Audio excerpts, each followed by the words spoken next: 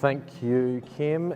Yeah, my area with natural resources is between Woodside up to Kersbrook, and we've just opened up a new Woodside office in a new natural resource office in Woodside, just opposite the petrol station. So hopefully we're going to work out there and try and be in touch with more sort of local people.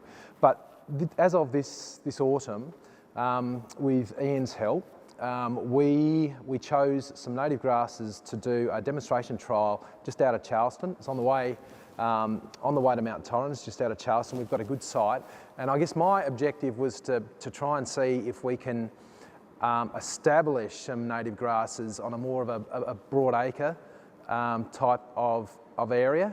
I've got horses myself and cows as well, and I've got a real interest in establishing pastures, and it's quite easy to chuck out some ryegrass and subclover.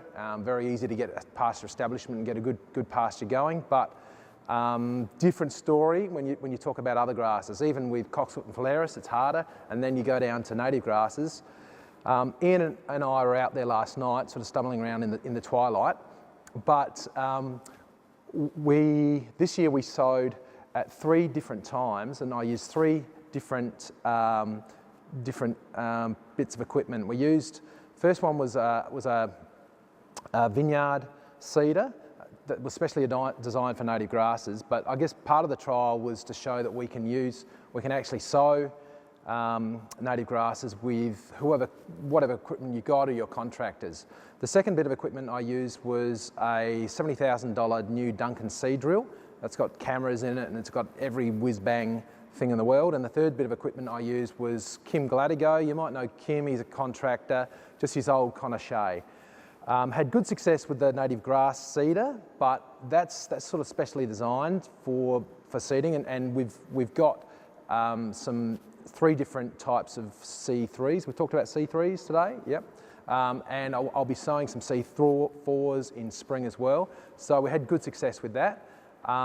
Didn't have any luck with the Duncan seed drill. The seed actually bridged at the top of the slot where at the bottom of the hopper, so that was no good. And then we had reasonable success with Kim's old Conochet. We did have to take off the tubes to allow the seed to fall through, but with Ian's coated wallery grass, that was pretty good success, and we also had reasonable success with the wheat grass. And after talking to Ian, he's working on new technologies to even improve getting that seed out into the ground through commercial equipment. So that trial looks to be pretty good so far. The 3 different sowing times, we sowed in early May, and then sort of mid-May, and then into June. But this year being how it's been an excellent seeding year. So I think we're going to have success with it with those 3 times, and we'll probably have a field day in spring just to show what the establishment has been like, and we'll also be doing some sugar testing there as well, just to test the fructans. Is it fruct? Be careful what you say. No R's.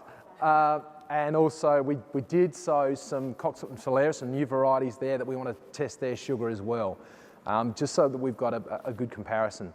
So What was your preparation? it was excellent preparation. And I think Ian and I had this discussion last night. Weeds, you've just got to be so paranoid about weeds when you sow native grasses. It's not like sowing, as I said, sowing subclover and ryegrass. They're so competitive. We actually sprayed twice. Right at the break, we had that really early break in autumn. I think it was about the 10th of April. We sprayed soon after that, and then we did another spray into May. So and there was an insect treatment as well. So, and then prior to that, the last 2 years at that site, we've had excellent weed control as well. So if you're going to do anything sort of broad scale in terms of native grass establishment, you've just got to get your weeds right. Turn it over, the soil? No, definitely not. No, I mean we're looking for we're looking for the least sort of soil disturbance as possible. So we just don't want more weeds. It's a reasonably high fertile site. It's got good fertility. I had this discussion with Ian last night, and I think there's a bit of confusion about fertility in native grasses. You know, I think it's just the weed issue. We didn't sow with any phosphorus. I mean, normally you would sow your cocksfoot and your ryegrass with phosphorus, but we didn't do that. But I think we're going to do some trials with even some nitrogen over the top of the native grass just to see, because the idea is really to see if we can produce some good, really good, good native grass pastures. So we've got emergence, yeah.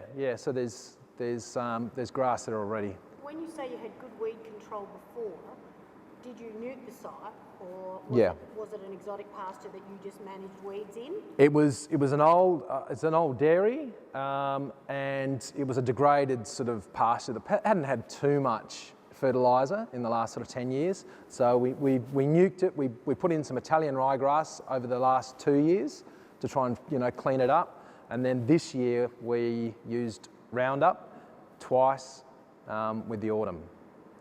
Lucky we live in Australia and not Sweden.